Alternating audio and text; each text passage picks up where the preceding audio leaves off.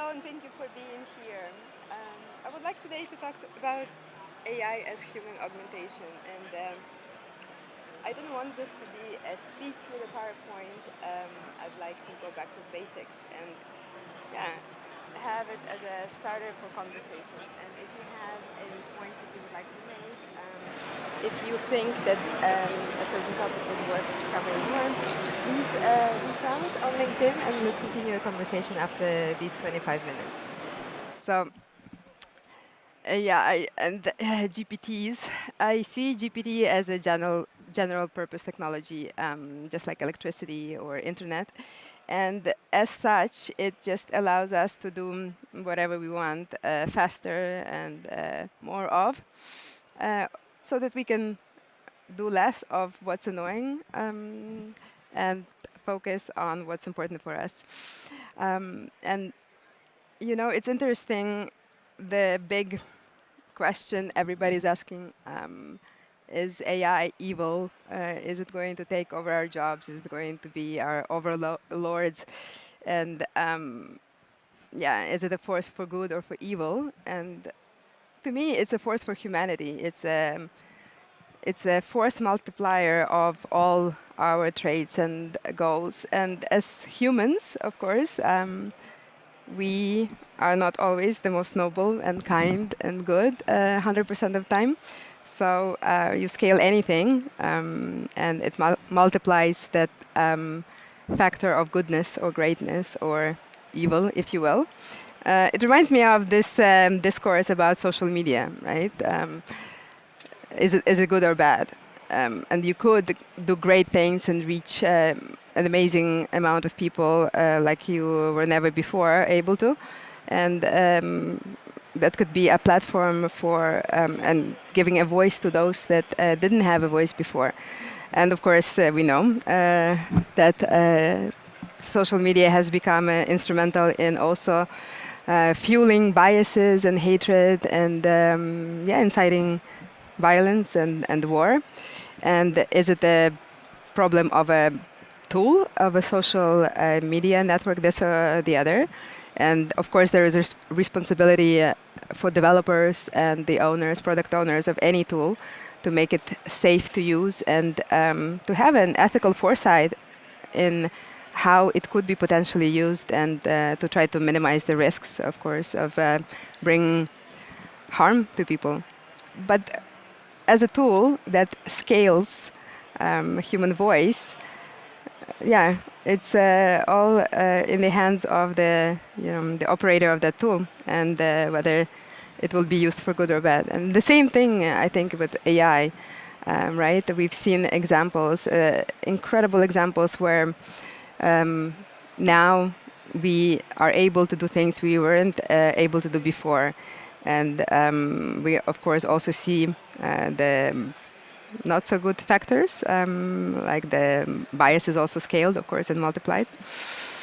But in there lies an opportunity, because you can also fight fire with fire, as it should be. You cannot come at AI without the use of AI and address those biases without something as powerful and scalable as AI too. So I think this is an incredible opportunity for us. And this is a generation where we are no longer defined by where we were born, for example, when it comes to our values, where it comes to our mentality, where it comes to our worldview. I was born in the Soviet Union. I mean, it's going to date me, but there was only one right way of doing things, and you were supposed to act the same way as everybody else, dress the same way, think the same way. And if you dare to think otherwise, we don't know where you would get those ideas, but if you thought differently, you better keep that to yourself, or else. And by or else, it could be a deportation, and could be declared the enemy of the state and killed. But then, when I was about 9, I think, a huge paradigm shift happened, and suddenly we were part of the free world. And you were allowed to pick what you believe in, and it was quite a big change. But it showed me back then, I experienced as a child, that there's more than one way of of living, of thinking. And then, so I was born in Ukraine. It was part of Soviet Union then. And when I watched TV, and the selection was things like Brazilian telenovelas, like Simply Maria, with a lot of passion and drama, very different than what I've experienced in cold Eastern Europe. And then we had like Dynasty and Santa Barbara, the same thing, but for white people, same underlying human passions and flaws and dilemmas expressed differently in a different context and culture. And to me, it was more than just entertainment. I watched these, American Hollywood pieces or, any other programs. It was a window into a world that was completely different, and I was fascinated. So my first degree was in foreign languages because I really wanted to go and see for myself this different world. And so I did. I did some exchange programs when I was in college. And there were a lot of subtle differences, but I remember the overwhelming feeling about being in a different culture and adapting to the context and watching people do things differently. I do remember having this feeling, oh, I didn't know we could do this like this. I didn't know it was possible. I didn't know it was allowed. I didn't know it existed. And the more I traveled and the more I really tried to observe and assimilate into the culture. I like the slow travel, where you stay in a place for a longer period of time and really live the life. And the biggest value from that for me was to be able to see new ways of doing things, see how it felt, see what the result it brought to your life, to the lives of others. And for the first time, maybe in my life as an adult already, to choose how I want to be, what kind of person I want to be, what kind of a human being I want to be, by adopting things that I liked best or that brought best results from a different part of the world that I've been at. And of course, just like electricity allows us to do things at night that we wouldn't be able to because of the lack of light. And just like the internet gives us access to all these different ideas and different worldviews without leaving the house, now AI lends us a humongous opportunity to do things that we weren't able before, or do things faster, or reach more people, make up for the flaws or deficiencies, or perhaps lack of skill, or maybe not a lack of skill, maybe the skill is there, we just really don't want to do some tedious job, right? So we can let AI do that. But then again, as a multiplier, right? Yeah, if in the machine learning, machines are training machines and telling the next level. Well, humans think that pretty is white, and 60% of the data we fed for the first level is that's exactly what it is, and because it's biased, we do train on what's available, and we are not always really good at the input quality, right? So then with each iteration, that bias scales. Like, this is what people think that is good or is nice or whatever. And then on the other hand, if you do have this ethical foresight, you can finally generate enough data of any minority, even very, very small. So this application is extreme, perhaps, in the healthcare research, where it takes so much time to come up with a treatment for a disease. And of course, we all have limited resources and time and people. And the decisions tend to be made to go for looking for solutions to problems that affect the biggest number of people. But now, with this amazing power at our fingertips, we can actually address problems that are unique even to a very small group of people, to a few people, especially if the biggest problem in looking for those solutions are, for example, looking for a combination of, I don't know, proteins that help express a certain gene or suppress it. And then you can have the AI run millions of simulations until they find I treat them like people, you know.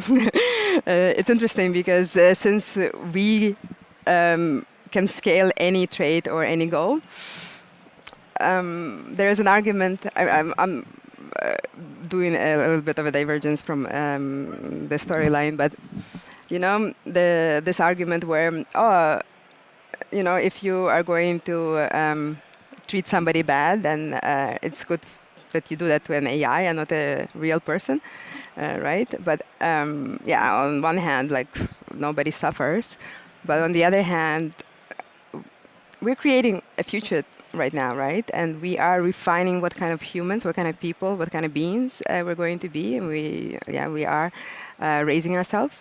And like that story about the evil and the good wolf fight inside of every person, and the question is, what wolf wins? It's the one you feed. So if we treat AI, I believe the worst, right? Maybe you need to do that, like to get over it, you know, kind of like get it out of your system for the first, I don't know, month or so. But I hope we all come back to, just raising and elevating the level of discourse. And I don't know, I always like say thank you and please to the artificial assistants. And I think this is a nice way to model to my children and it feels nice even when you do it. Of course, my children ask them to fart and all kinds of things, but you know, it's human, and that's exactly my point. In the time of social media and internet, and everything's public. Even if you stay, you know, offline and don't use the phone, there's enough cameras everywhere for your life to be public, right? So this could be scary, but could be an opportunity to really model the way of the world that you want to see. And I really like Kant's maxim that whenever you choose option A or option B, whenever you have to make a decision, think about if everybody in this situation did A or B, would the world become a better place? And when I was a kid and I heard that for the first time, I thought, like, nobody's going to know what I did in this situation, or this is a unique situation, that every situation is different. And then the more I learned about the world, the more I saw that our dilemmas, our questions are human. They're very similar. And living in the era of publicity, public internet existence, people do know. And just like engaging in, I don't know, political debate on Facebook 10 years ago was a way to, form your own opinion, but also address the readers, because talking to one person is always talking to 1,000 people since, I don't know, 10, 15 years ago. I think this is an incredible opportunity for us to really think about ourselves and what human traits of our own we would like to focus on, and delegate everything else to AI, and really just come back to the basics and really pay attention to the conversation with others. So I do encourage to continue this and really co-create the humanity with a powerful tool, a friend and coworker almost, that will scale whatever we decide. So I think it's more important now than ever to make sure that we are as good a humans as we can be, so that the future that we are creating, which is escalating, it's not, for our children and their children now. We will live it in the next few years, what we decide to do now. So as developers, I think, and the tech leaders and product owners, it's very important to have that ethical foresight about the potential of any technology, especially this one, and address all the not so good human traits that can be scaled with this technology as well. Thank you so much. Please, let's continue this conversation. Catch me here in Devworld or on LinkedIn, and I would really like to hear from you because I'm also learning how to be a better human. Thank you.